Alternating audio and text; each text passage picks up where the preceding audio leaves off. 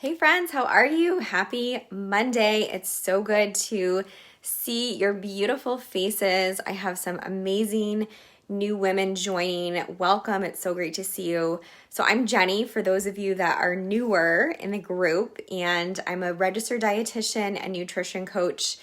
And I'm working mostly with women to break up with diets and this negative relationship that we have with foods, and breaking free of this all or nothing thinking when it comes to eating, nutrition, and activity, because we have this similar mindset around activity as well, where we either have to be eating perfectly, exercising 7 days a week, or we're just being completely careless and sedentary, right? So there's this beautiful middle ground that we can find, and I love helping women achieve this, that they can enjoy the foods and the drinks and the experiences of life that is important and valuable while still feeling their best and maintaining progress. So that is really what I am all about here. And if that resonates with you, so glad for you to be here.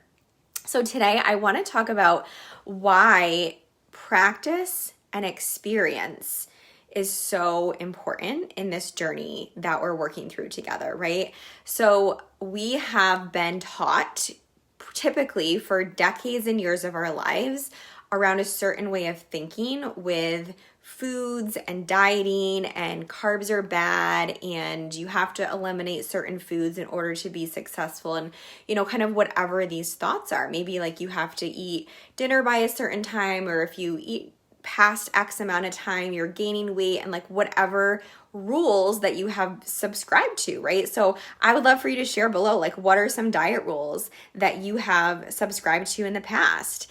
And are these still things that pop up in your brain? Are you still working through these things? And this is so normal, right? So I have this little writing exercise that I wanted to go through with you.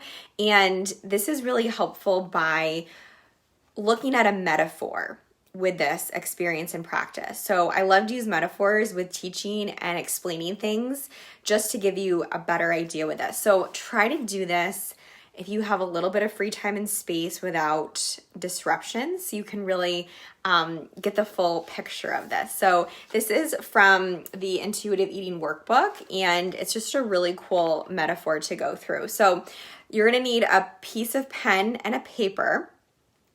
And the first thing I want you to do is to place the pen in your dominant hand. So the hand that you're typically using to write with. And let me know, what is your dominant hand? Because mine is my left. So let me know any left-handers that you're dominant with. So I want you to take your pen in your hand and write your name.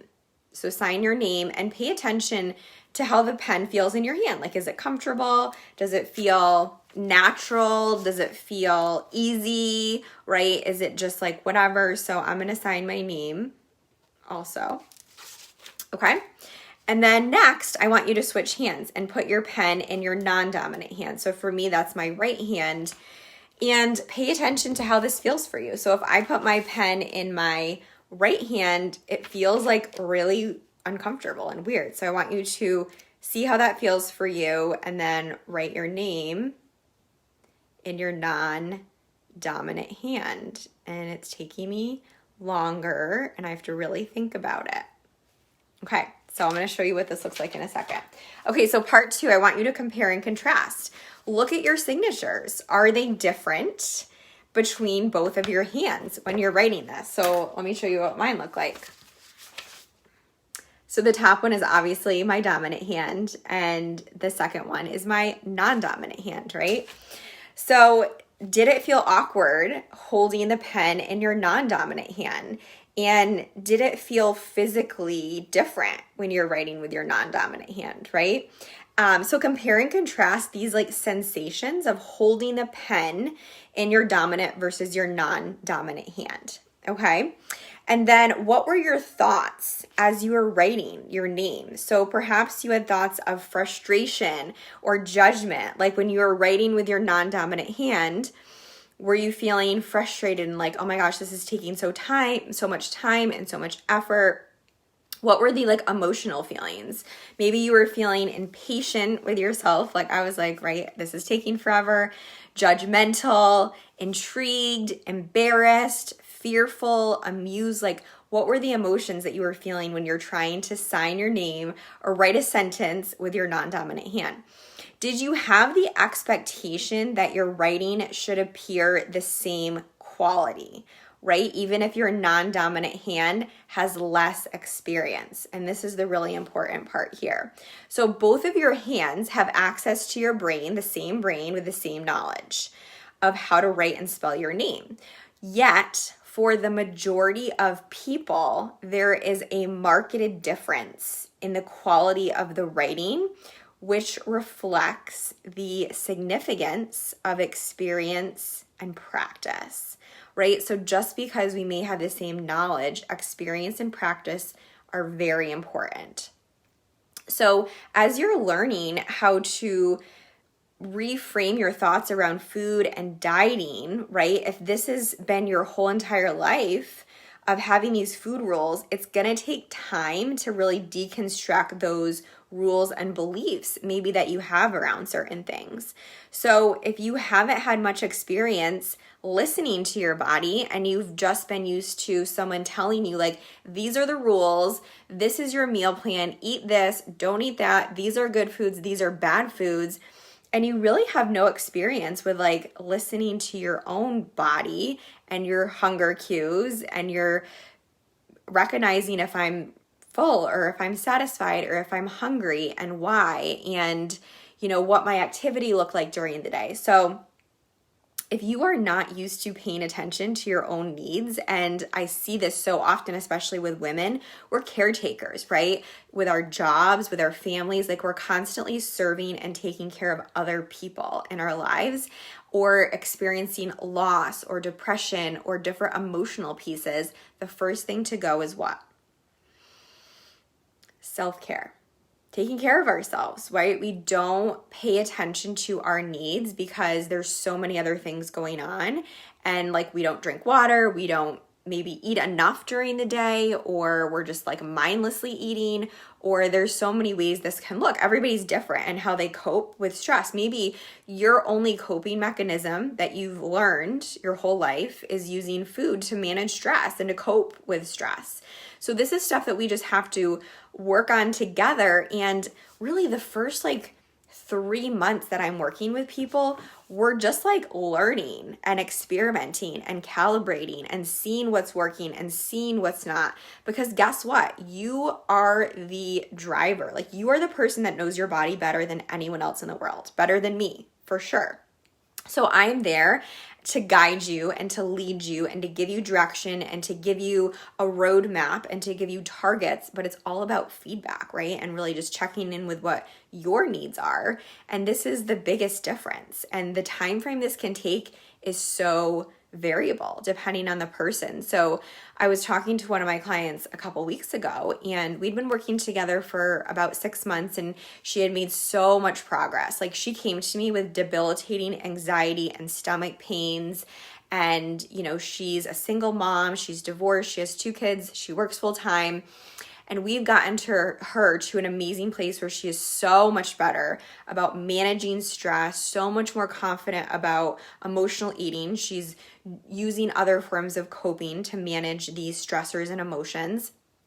Her stomach pain is significantly improved, like hardly ever happens anymore. So many amazing physical benefits. But she said to me, Jenny, I just don't feel like I'm completely ready to do this on my own yet. Like I still have those feelings like I'm taking care of myself is still really hard for me.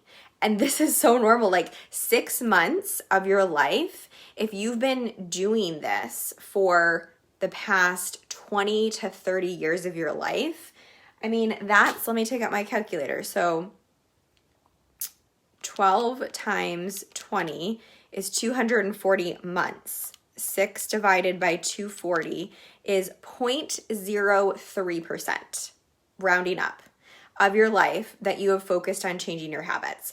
That is like pennies in the scheme of things, right? So yeah, 6 months might not be long enough for you to really feel confident around doing this. And that's okay. Like, it's literally not your fault. There's no magic destination time frame, but this is just going to take time for you. And, I asked her, I was like, so how long have you been going to therapy for, with working on a lot of stress in her life? And she's like, 2017. So 3 to 4 years she's been going to therapy. And I said, did you think that you would be able to feel super confident to stop therapy after 6 months and really be mentally stable and be confident to do this on your own? She's like, no, absolutely not. Right? Like, of course not.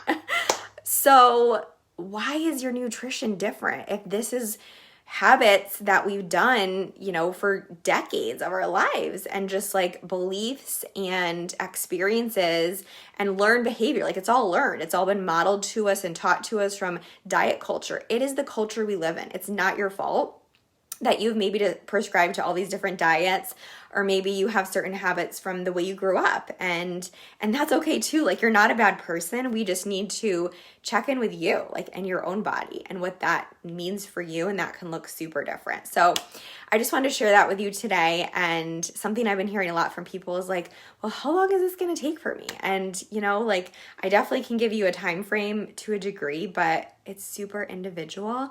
And just be patient. We're getting experience around your own needs. So I hope that was helpful. Give me a heart below if that was a helpful tip. And, what are some things that you prescribe to with diets, and what have you learned now? So I would love to hear that from you.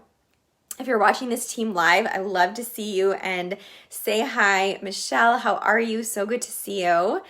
Danielle, woohoo! Thanks for joining Team Live. Danielle just joined Nutrition Coaching. So excited for her. And I sometimes can't see everybody that's on here. So let me just see. That's all I can see. But if you're watching this as a team replay, say hi to me. I just love to see you guys, connect with you guys. So if there's anything I can do for you, as always, just reach out. I'm here for you. Have a great Monday. Talk soon, friends.